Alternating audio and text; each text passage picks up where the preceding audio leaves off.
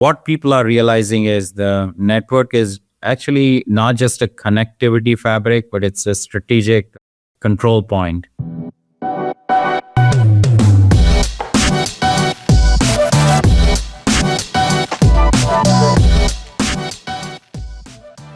Shashi Kiran. How are you, Shashi? Nick, I'm doing well. Good to be speaking with you after a while. Awesome. Yeah. Hey, I am really been looking forward to this podcast all week. And I know it's only Tuesday, but still I've been looking forward to it. Because we've known each other for so long, and I've seen you throughout your career. So I thought it would be really good. Maybe we start with that, so now you're over at Niles, right? But let's, and where we got to work together was when you were at Cisco, kind of running the data center, business. So why don't we give everybody a little bit of a background on who Shashi Kiran is? So that one thing that we try to do in this podcast is to introduce people, so that everyone gets to kind of see, hear, and get to know the kind of the leaders within the community. So I know I learn so much whenever I do one of these podcasts. It's we have so many relationships in the industry where it's pleasantries and it's business, and everyone it's very professional community that we have, but it's a little bit different. When you spend an hour with someone, you get to know them in a little different way. So anyway, so once you start, tell us a little bit about, your career journey and kind of what brought you to Knowledge, but where did you start and what were some of the key things that you did along the way that you're really proud of? Yeah, look, I think you and I have probably known each other for 20 years and interacted off and on with some increasingly in-depth engagements, and we've drifted apart at times.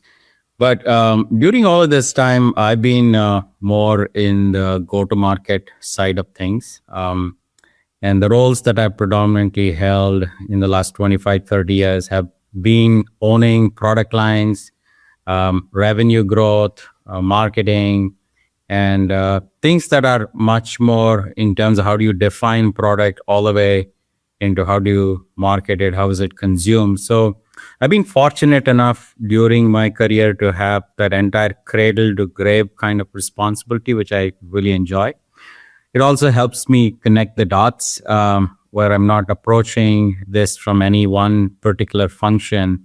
The broader expansive view is always helpful. I kind of started my career in sales, then sales engineering, and then worked my way into product management. And then subsequently, a lot of the roles have been a combination of product management as well as marketing.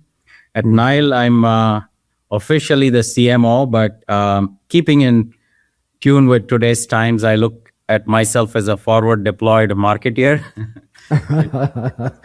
Forward deployed engineer. I like to think of myself as a forward deployed marketeer. And that's just because there's so much of capability and possibility infusion into the marketing function. So I really enjoy that. And my last few roles have been a mixture of public and private company CMO roles, have been in a variety of different domains, right from early stage startups to public companies that have been around for a few decades, right? So it's given me a good way to scan and span the landscape. And at the end of the day, a lot of things that companies of different sizes, whether it be public, private, stage agnostic, are trying to solve are really very similar themes. How do you grow your footprint? How do you become well known? How do you get to convert things at a greater degree of efficiency? How do you make sure that you're solving the right kind of problem? So there's a thematic approach to each one of these things, and I kind of find myself leaning into all of them. Most of the roles I've been called in are where there is not a steady state operation, but there's a requirement to transform something to go from a step function A to B or C. And I like getting involved into in getting into the weeds and getting involved and trying to see what we can do to change things. It's, I think one of the hardest roles in the industry is marketing. It's there are very few people who know how to do it and know how to do it really well, especially for the enterprise market. That's what's really challenging and tough. I love what you did when you came into knowledge, but we'll talk about that, in a second. If you go back, along the kind of your career path, what was like maybe one or two of the things that you're really most proud of that you've done? Yeah, look, I think for me, it's adapting a playbook for each company, and how quickly can you get to understand the DNA of a company is where you can start to put together a playbook for it. So I don't have a one size fits all. And to me, it's some of the teams that I have built, and the kind of operational models that I've brought in place, and the connecting the dots, as I mentioned. It's usually trivialized and misunderstood, but it can be a very powerful force within companies as well as outside. So I kind of take pride in these things because, as you said, marketing is not just one of the harder jobs, but it's also one of the most misunderstood. And it carries sometimes baggage based on what somebody thinks or understands marketing to be. And very often you have to go against the grain, so somebody could just look at it as a brand function. Somebody just looks at it quantitatively from a numerical perspective. But there's just a lot of ingredients that go into making the marketing machine work. And so I think having that understanding, and I often talk about it as not a chief marketing officer, but as an orchestrator. You have to look at the different instruments across the function, across outside of marketing even, and say which one's out of tune. And you have to sort of bring that instrument in tune, and then have that music play out so it's harmonious. And that requires a bit of Sherlock Holmes approach. You have to find out where some things aren't built, and there's a build aspect to some of these things. So I like the things that I'm proudest of are where I've had an opportunity to build and then scale, right? So these are kind of generalized words in the context of marketing, but building takes a lot of knowing in terms of what exactly you have to put together. And scaling is a different beast, So getting to a scaling function means you have to be in a position to operate a lot of levers, and you have to build those levers. So I kind of proud of the way when I built and scaled. And there are a couple of instances where you get to do both. So that's even more enjoyable. Okay. All right. One more thing, and then we're going to leave the journey. Thank you for all that. So it seems very much like a systems approach, to marketing. So it's it's what'd you go to college for, real quick? I'm an engineer by undergrad, and marketing by profession. So that sort of bleeds into the systems approach to certain. That's why you do systems. That's why you think systems. Yeah, exactly. Yeah. I get it. All right. What about? Is there one person that was the most influential, in your career that you thought like, wow, this was really great? Yeah, there are a few that have always inspired me. Where and some serendipitously and subtly, indirectly, but others much more directly. I've been fortunate to have some really great mentors, many of whom continue to, be engaged with me and offer advice. But I think I kind of take guidance from some of the more builders out there, whether it be in the way in the B2C world.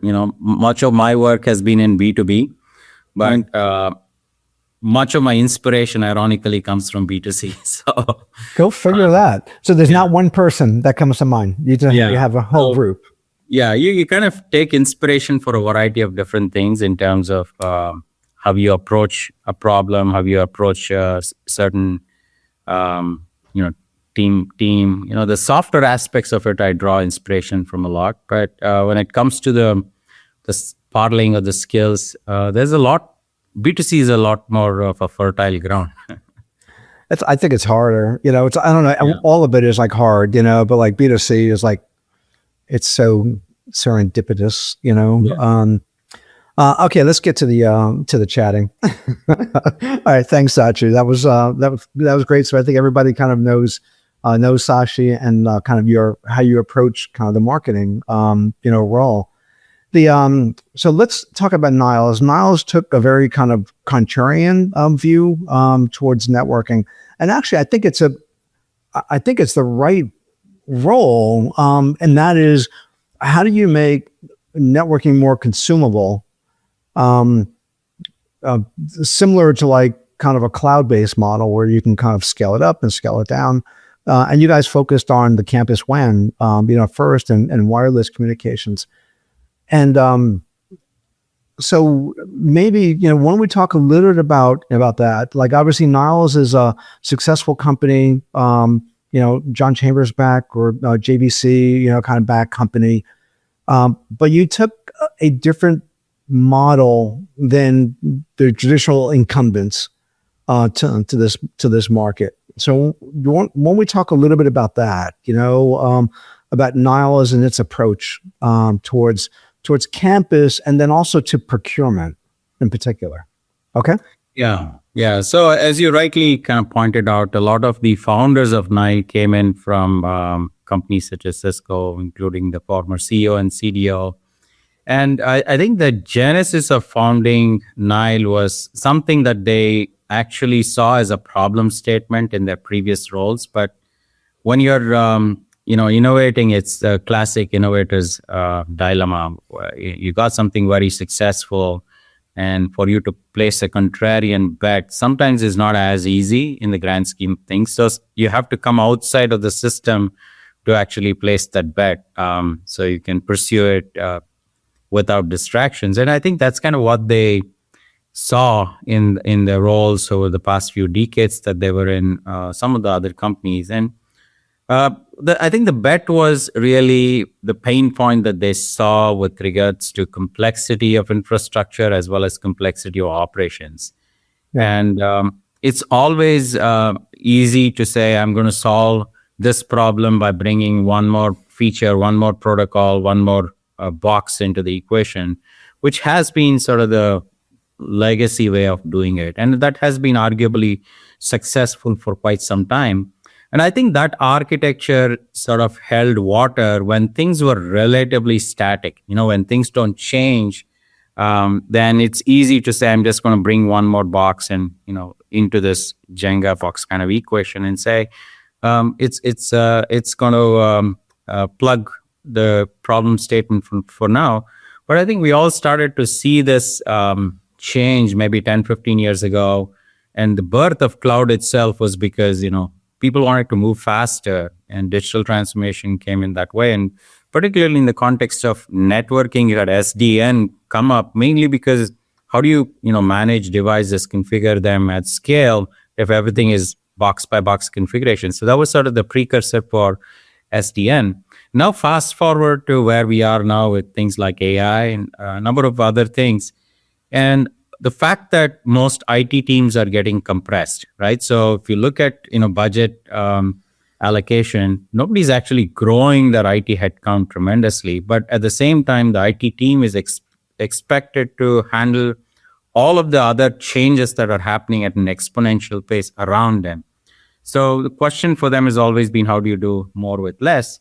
And in the last 10 years or so, I think this problem statement has been attacked in the data center and cloud to a large extent, where, infrastructure complexity has been largely been subsumed by either public or private cloud providers, and they've managed to deliver things as a service, right? They've obfuscated the complexity. And so what people get to experience is more of an outcome. And same with, security as an example. Perimeter security evolved into much more of across the stack security, which was pervasive in the context of data center and cloud. But if you look at the branch and campus part of the equation, the surface area of complexity there hasn't changed. And so the architectures you see there, for the most part, are things that were built in the 1990s. The architecture hasn't fundamentally changed. And while your data centers and cloud environments are much more machine dense, here on the branch and campus side, it's you have people density, user density, device density, and now maybe agent density. So that's all kind of on this side, and that um, petri dish of complexity and dynamic movement that's happening is also opening doors to security breaches as well. And managing that with the lean IT teams becomes extremely challenging and costly. So I think now there is renewed focus on how do you solve this issue. And I think it's a very well documented stat that almost 2/3 of successful breaches are coming in due to human errors, which is advertent or inadvertent. And that's because nobody's able to put a finger and say, this is why it's happening. So the bet that I think the founders of Nile placed was to say, we're going to change this world. Number one, the opportunity is pretty large. There's literally tens and tens of billions of dollars of legacy equipment that's deployed. But then for every dollar of equipment, you actually have $5 to $7 of operational cost. So the opportunity size becomes, fivefold, sixfold. And this was virgin territory. It was not really being addressed in terms of rethinking the architecture. So Nile was an attempt to say, how do I rethink the architecture where I'm not introducing one more switch, one more router, one more box, but I look at it end to end, including the life cycle operations, and I look at shrinking the complexity of this, shrinking the number of devices that are required to this, and shrinking the surface area of breaches, and reducing the cost of operations as a result. And how do I take advantage of AI to do that? So that's been the bet. And I think so far, we're in the third plus year of selling. And as we go through, this is our fiscal Q2 right now. And we're getting some of the biggest deals we've landed so far. So it takes some time for the shift to happen. But the shift is more around mindset, right? Because people are used to operating a certain way. You have to shift the mindset. So we'll see how this bet plays itself out, but seems to be quite promising. Well, it seems like what you're describing is, if you have a graph and you have time on the horizontal and the vertical axis, like you have two vertical axes. One on the left is maybe complexity increasing, and the one is maybe cost, or IT cost. So what you're basically saying is that the complexity graph is kind of like parabolic, kind of in growth because of all the devices that we've been having to add, both branch and also in the campus environment. So that's going up. And then on the kind of IT side of it, budget contractions, kind of come down. And so maybe cost isn't the right word, but maybe it's like capability, might be a better word, and so that you have this divergence, but you have like you have one graph going up and you have the other graph kind of going down there. And so there's a gap in between the two, is really what you're describing. And that the way to kind of close that gap and to solve that gap is to really rethink on how do we supply network infrastructure to the industry. Yeah. And I think that's, so I get it. I mean, frankly, it's not too surprising that you're getting bigger deals. I think even the bigger ones are yet to come because of the rest of the stuff that we're about to talk about, the consumption model, right? So the consumption model that Niles represents is fundamentally different, right? So it's not a capital acquisition construct where you're kind of buying a whole bunch of devices, physical devices, software, hardware and software.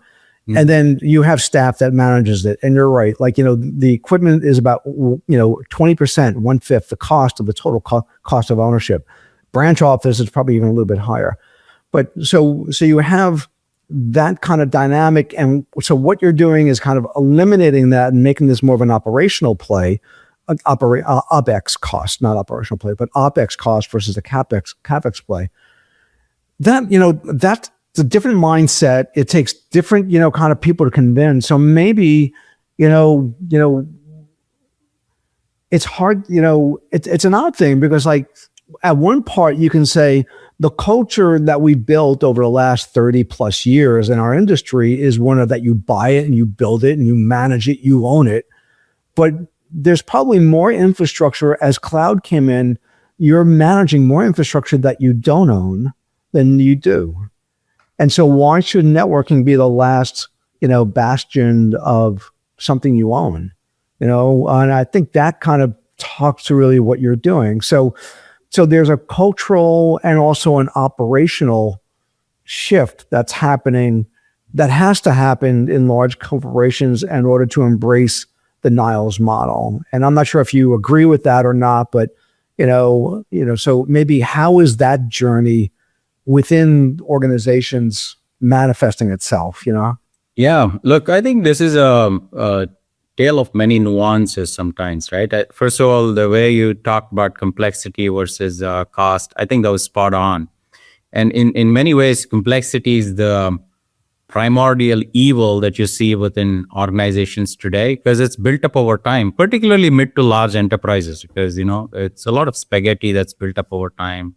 And, people don't want to touch it because they don't know what they will break.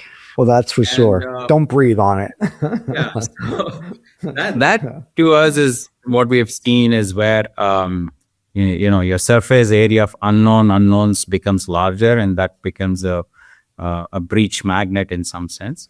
But it also is a, cost escalator as well. You've got more things breaking, you got more things to fix, which is why you see the insurance companies starting to make really good money, especially with things like cyber insurance, right?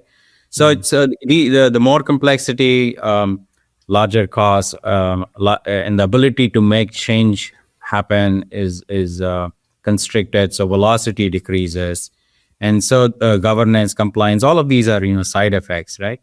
And at the same time, for us, how do you get them to this newer shift is kind of similar to the journey that they've gone perhaps with cloud when you went from configuring servers manually. You remember the floppy disk and CD-ROMs era. I do. Right? And you're now saying, I'm going to consume it from the cloud. And some vendors, even in the legacy architectures, they've just tried to package their offerings and offer it as an OpEx.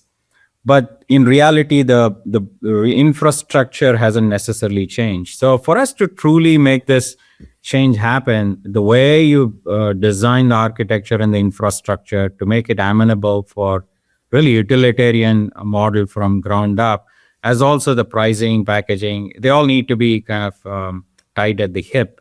And so we are seeing some strong tailwinds today, especially in the last 6 to 8 months, especially, memory prices have gone up, components have become scarce. We saw that during the pandemic, but now with AI really becoming the vacuum that's sucking out a lot of the supply from the market.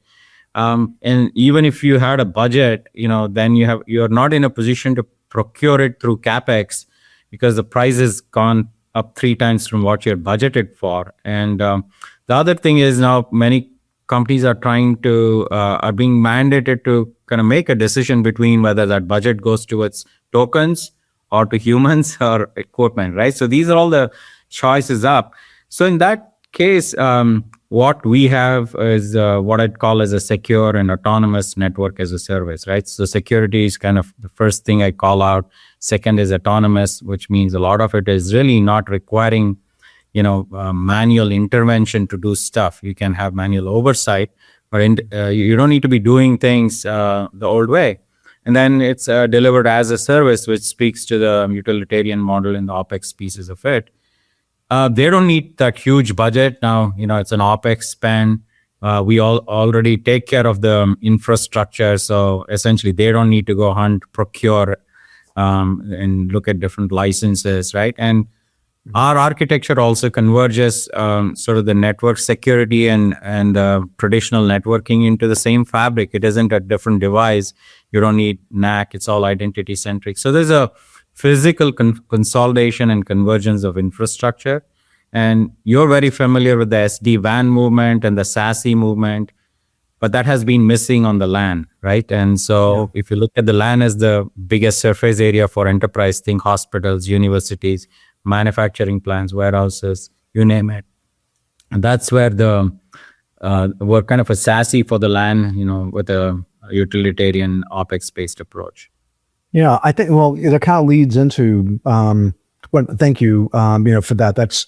It is kind of interesting. I think, what I kind of gleamed, from that is that, obviously everybody is on their own particular different journeys, around how they want to consume, networking, and what that means to their operations, people, and what it means to the procurement teams as well, and how they're managing that budget. But it seems like clearly you have more of a wind at your back than you have it at your forehead.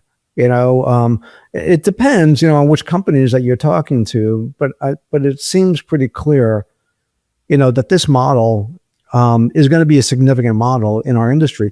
And I think, I want to get to like zero trust in a second, but like, I think one thing that, and even though you're really not kind of doing wide area right now, the one it's you will, and you're going to have to, I think, because with agentic coming on, I think what we're seeing in the community is that many are starting to really rethink and reimagine what wide area networking really means. And you mentioned the branches, as you have agents that are now starting to, they're interacting with multiple different MCPs for various different tools, accessing data, taking, maybe a task, distributing it to multiple different agents. And so the traffic patterns and the bandwidth requirements and the latency requirements are all going to be fundamentally different. We just don't know how they're going to be. And I think that kind of lends itself really well for our Niles. And because you guys have built part of that, that agentic system is that, identity, where it's a non-human identity, model. You have that baked in to your architecture. You have zero trust baked into your architecture. And I think both of those, they're not exclusive. They're kind of, and they're linked together, identity and zero trust. But I think you already have that. And I think that's a really important component to, as many of the large enterprises start to rethink, what is the right architecture and the right approach in order to enable AI, especially agentic AI, into our organization, so that our organizations, our business units, we can set them up for the best possible outcomes. So I guess maybe the question is you guys you've taken zero trust and you baked it into the fabric. You didn't do it, as any kind of bolt on. I guess maybe, how are you? And I think, frankly, you had a lot to do with that, frankly, Shashi, in kind of bringing that, to light. So you've totally integrated security into the network fabric.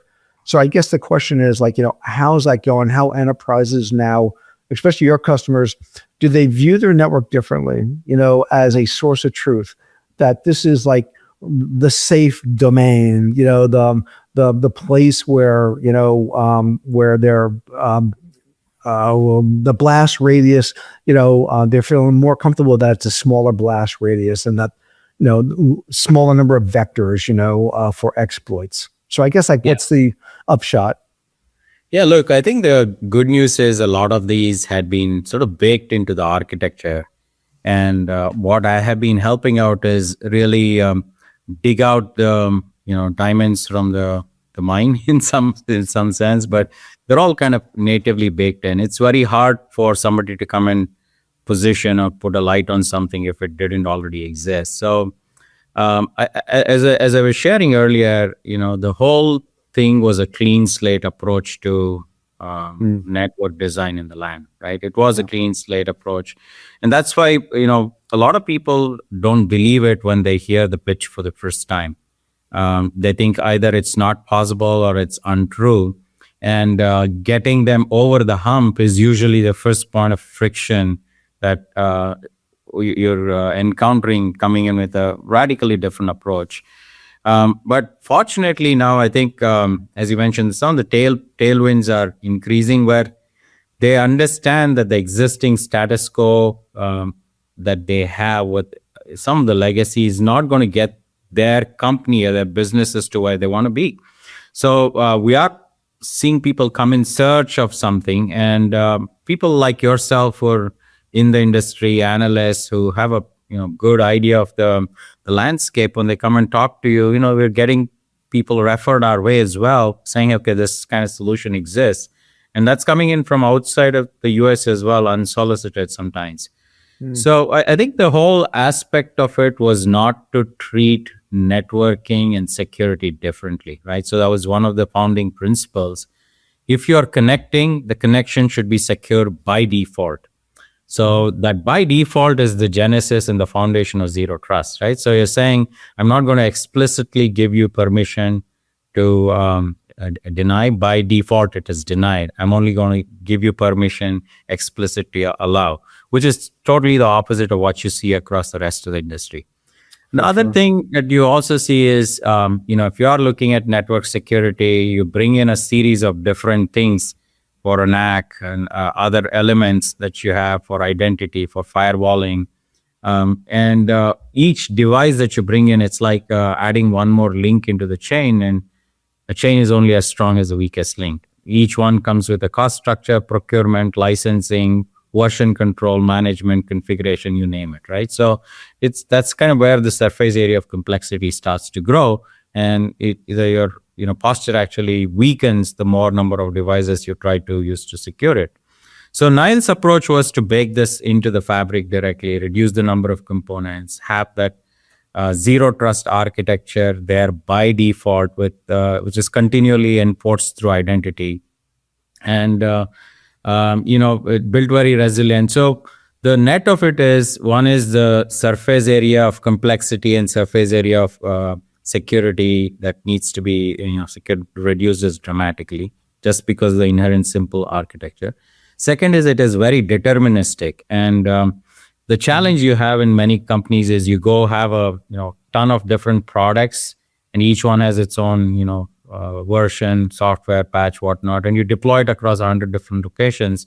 So the number of variables increase exponentially. With Nile, it's the same thing.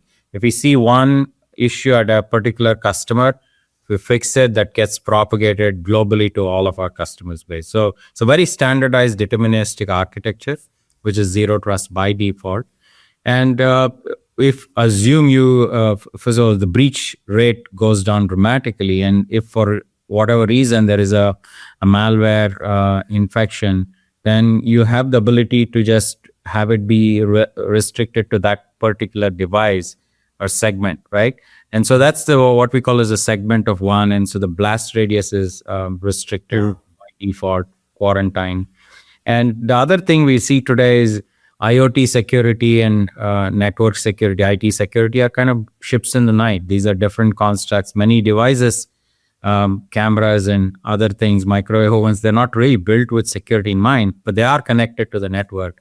And so how do you look at these where you normalize the endpoints for IT and IoT, OT? So the fabric is sort of normalizing all of this, network and security, IT and OT, and sort of bringing them together as one entity, all policy driven. So that's actually allowed us to go and make some bold claims. One, that we're the most secure network in the world delivered as a service.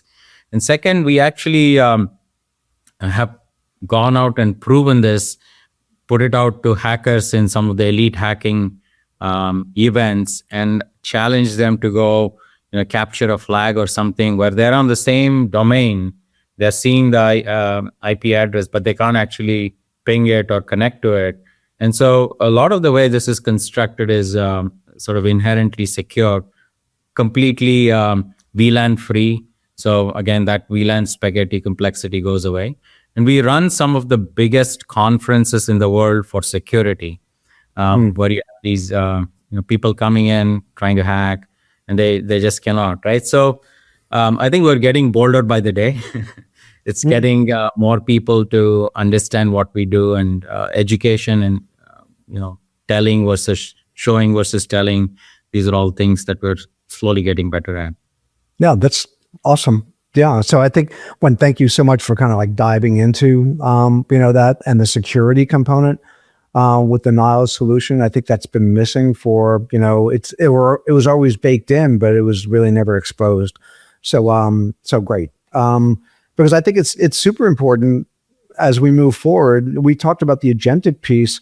The other piece that's happening now, and and kind of going into the whole hacking, piece of this is, we're about to go through kind of the summer of Mythos, right? And so a couple of things that we believe is going to happen, and actually what we're planning for the fall and at the AI Networking Summit, is that, what does life look like in a post-Mythos world?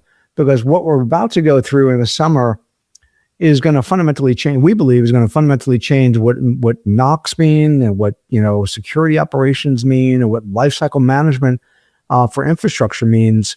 And it's moving kind of infrastructure. You mentioned this a second ago. It's like the way that we traditionally managed, networks in particular, was like box by box. And so, if you're getting, N number of updates, requirements, per week, how do you do that? It's got to be automated, and that the infrastructure has got to be now part of kind of the CI/CD pipeline.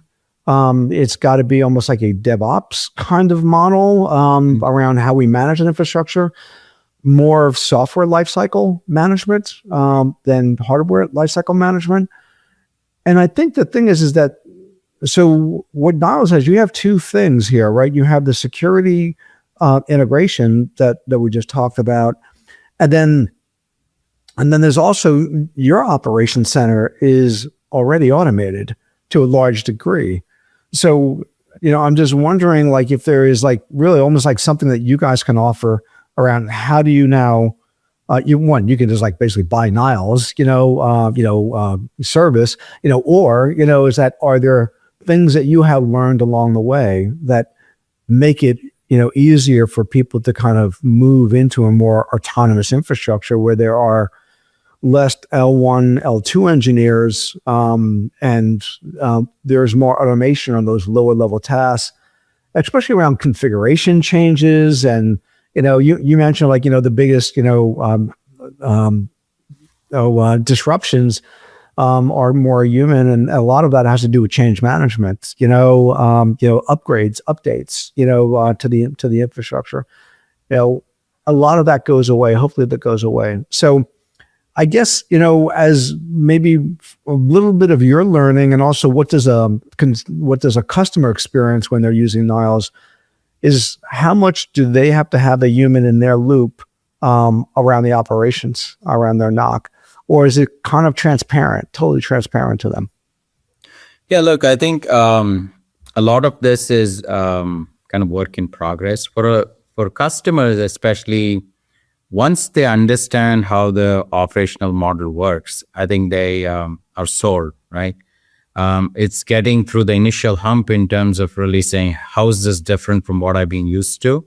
And the letting go aspect of it, which is really where it takes some time. But if I look at some of the companies that we've engaged with, typically there is a fallacy that, hey, if you're a large global enterprise, you have a lot of IT resources. And in many ways, that's true. But those IT resources are concentrated in their headquarters environment. Maybe they're focused on the data center infrastructure. But if that company has 100 different locations, then almost in 90 of those locations, they don't have IT staff. They're either managed remotely or they're outsourced to a provider. And if these 100 locations are, say, spread across 10 different countries, arguably in 8 of them, they will have outsourced it to a different provider. So you might have the same infrastructure, you might have the same corporate policy, but it's just all being managed, operated differently by 8 other providers across these 10 different countries. So that's sort of the state of the union today. And I think Mythos is a tremendous value add, mostly for people on the vendor side, because it's allowing them to surface issues that were dormant for 10, 20 years that they didn't know existed. And not only is it surfacing issues, it's also telling them what are the use cases where these issues get active, and then 3 possible options to fix it with human in the loop.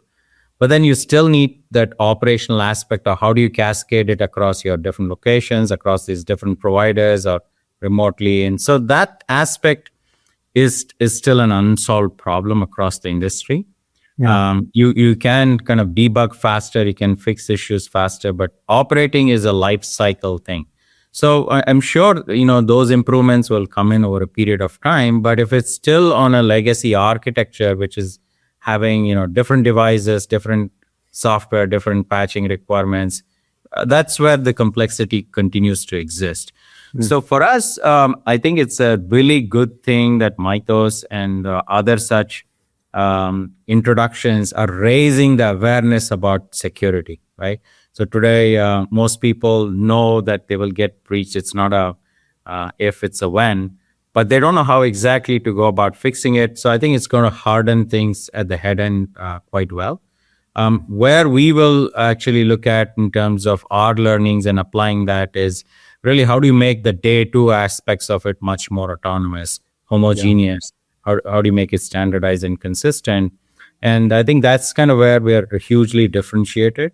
And what we have done is sort of bring AI in across the life cycle. And we have kept our, we don't necessarily call it a NOC, it's more of our AI ops sort of command center. That's actually very lean because we don't encounter the same problems that others do because the variables that we have in our universe are very minimal. And so I think as our business has grown, as the number of customers have grown, our AI ops center is actually quite constant, and they've been able to look at some new things to solve, but the previous unsolved things sort of go away once. And I think this is where the world will also gravitate towards. The question is not just how we apply AI in the DevOps cycle, but more in the life cycle operations as well, where you don't have the resourcing or you're outsourcing to somebody else, and they may be less skilled or they may be geographically dispersed. So I think those are areas I think we will lean in, and those are going to be areas that will continue to exist as long as the previous architectures exist. Yeah, it's interesting. We're really kind of coming into a new world, and networking always kind of responds to the application shifts. We've seen that all multiple times. Like as computing models kind of change, mainframes, mini computers, PCs, smartphones, cloud, networking follows that change. And here it is like no different, but I think it's much more significant of a change because we're talking about both the consumption model, so they're going to have choice and options around consumption model. And it's not all or nothing. It could just be one large company may choose to do Nile as in one part of their, business. And, they want to, and they feel more comfortable having control in other parts of their business. Yeah. So it's not, it's not an all or nothing kind of scenario. But I think, it's like, but the model is now, it's different. You have a choice around how you're going to consume and buy. And also the operational model is fundamentally changing on both sides, both in terms of like what you're providing and also in terms of like, companies that own their own NOCs. So I guess, all right, so Shashi, this is a time for like crystal balls, it's like, what do you think? And I don't want to go 5 years, because it's like this market is moving way too fast to think 5 years. It's more like almost like in the next 18 to 24 months, maybe at the most 3 years, what does our industry kind of look like? Does networking evolve, from a connectivity tool to more of a fabric kind of play where it's not just, connecting devices and connecting things together, but it's really kind of the lifeblood, the blood, the kind of the fabric that connects everything together, and not just compute, but so many different processes of an organization, and it's what kind of AI relies upon in order to deliver its value and its benefit and the outcomes that people are looking for. So I don't know. Sorry, didn't mean to kind of go on that. I wanted your view. I didn't want to share mine. Sorry. Well, I think you have as good a crystal ball as anybody else in the industry. Maybe your ball's bigger and the crystals for finer quality. But look, I think we've all been talking about this for almost 15 years, right? But I think there's a forcing function happening right now. Cloud was the previous forcing function. And I kind of see I'd stepped out from networking for the past 10, 12 years, mostly focusing on security and things like that. But now that I kind of come back squarely into networking, I find myself talking about things that I was saying maybe 10, 12 years ago, but I'm also saying and seeing things that are becoming true almost in real time, particularly with this notion of agentic coming about. What people are realizing is the network is actually not just a connectivity fabric, but it's a strategic control point. And, traffic has to traverse through this. And so how do you apply intelligence onto the network so it can look at, whether it's humans or humanoids or, things or drones that are connecting, everything is going into some network at the end of the day. And I think corporates are becoming much more aware of it. And you're not going to still rip and replace some of your existing networks. You're going to see them through that refresh cycle. And where we are seeing intersections is when they're coming towards the end of the refresh cycle, maybe a year before. They want to see what's the new model out there that will allow for their, first of all, they want hands-off operations, right? So everything is getting AI in a corporate environment, and they want every entity in their organization to really reap the benefits of AI and have it be a productivity multiplier, if you will. And that goes true for the infrastructure as well. So we look at how do you become a force multiplier for IT? You're not a replacement, but if you have a lean IT organization, can we come in and become a force multiplier for you with things that we do? And a lot of that shifts to getting them comfortable with the operational model. And a lot of that really comes down to knowing that they have the ability to intervene if necessary, right? We're not expecting them to do things the same way they did it for the past 2 decades. It's about doing things differently. And they are in the loop. They have visibility. They are the ones that will define the policy, right? Because that's really what governs everything. But then in terms of really the ongoing operations, the trust builds up over a period of time. Initially, there is some oversight, but then they actually enjoy the stepping back and the fact that things are autonomous to a large extent, and that allows them to go focus on some of the more strategic initiatives, particularly in the branch and campus where they're thinly staffed. But if you do a poll of IT teams, 60, 70% of the trouble tickets that they see are coming in from sites that are remote and campus environments that they don't have staff around. So we actually look at, reducing that tickets almost to zero, right? And now kind of free up time and resources. How do you apply that? And a lot of it is now making organizations AI ready.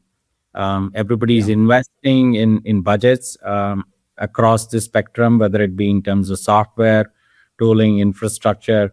So I think we are going to be one of the catalysts that will help drive the transformation, at least from Nile perspective.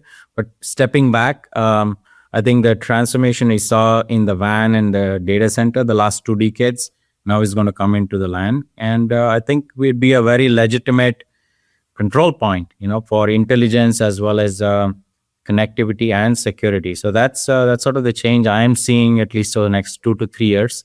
But these refresh cycles will run over the next 5 to 7, and we'll see how much of a footprint we can get in there. Well, well, to me, it's like, I think what one result of Mythos is going to be a massive refresh. Yeah. Because companies, they won't be able to adopt a new operational model with the old equipment. So then there's really then, once they start to kind of look, there are new options and new choices.